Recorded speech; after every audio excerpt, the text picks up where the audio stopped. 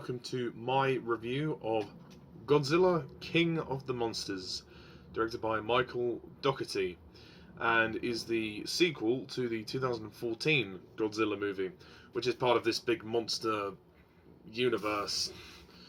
Okay, so the plot of this movie. The cryptozoological agency Monarch faces off against a battery of god-sized monsters, including the mighty Godzilla, who collides with Mothra, Rodan, and his ultimate nemesis, the three-headed King Ghidorah. And essentially that is really it for the plot. Okay, Godzilla, King of the Monsters. I must confess, I wasn't really excited to go and see this movie because I'm not really a big fan of Godzilla. Well, I mean, I haven't seen all the Godzilla movies, but I I didn't really like the first one. I've done a review of the first one, but I found the first one to be an absolute bore. I mean, and Godzilla barely showed up in that movie anyway, so that was a bit of a waste.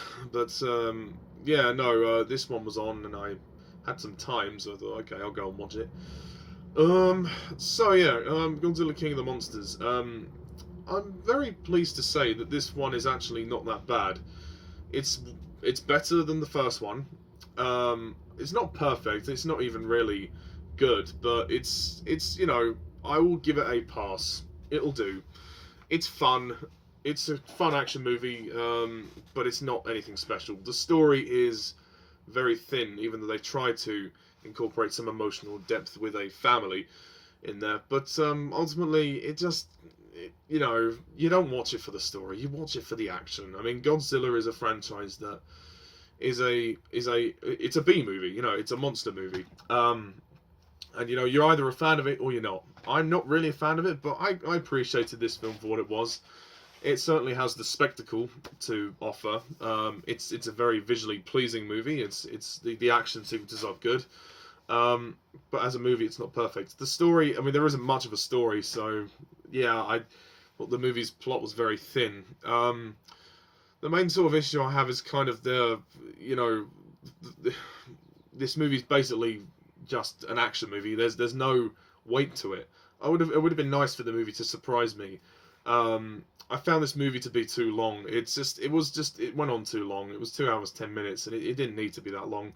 The third act of this movie really started to drag. I think the action is good, but in small doses. Whereas this movie has too much action to really balance. The acting is good, but the characters aren't really that good. Kyle Chandler plays the lead guy, Mark Russell, and he's good. I always like Kyle Chandler as an actor.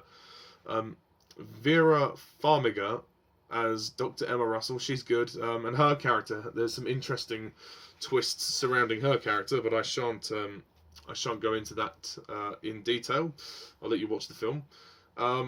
And they have a daughter, Millie Bobby Brown, who plays Madison, their daughter. She's interesting. She doesn't get a lot of development. None of the characters really do, so I'm not going to go on. But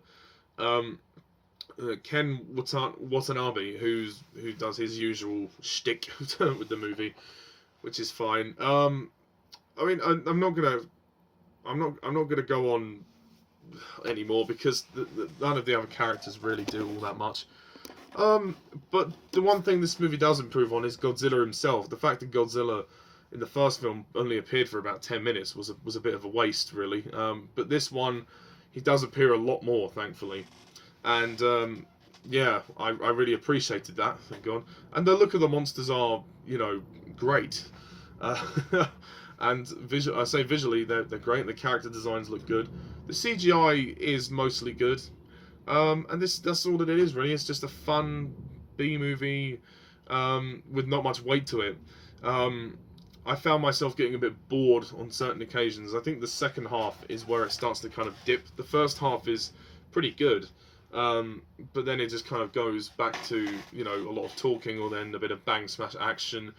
Another thing I didn't really like was the humour. I found the humour of this movie to be a bit lackluster.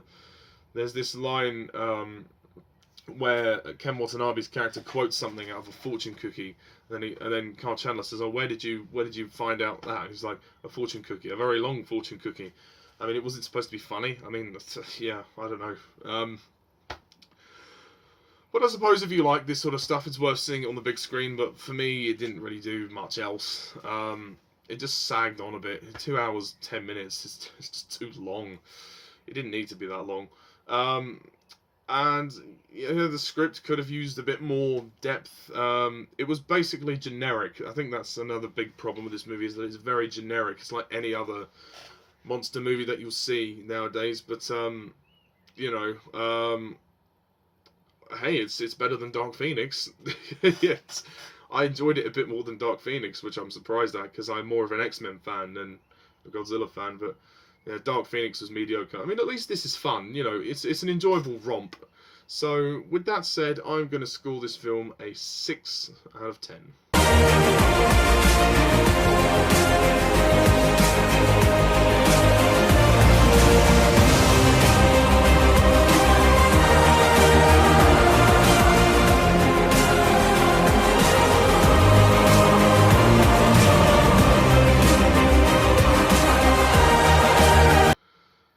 So yeah, 6 out of 10 for Godzilla, King of the Monsters. So that's it, folks. That's my review of Godzilla, King of the Monsters. Stay tuned for future reviews. So thank you all for watching, and as always, I'm Mr. Talis11. See ya.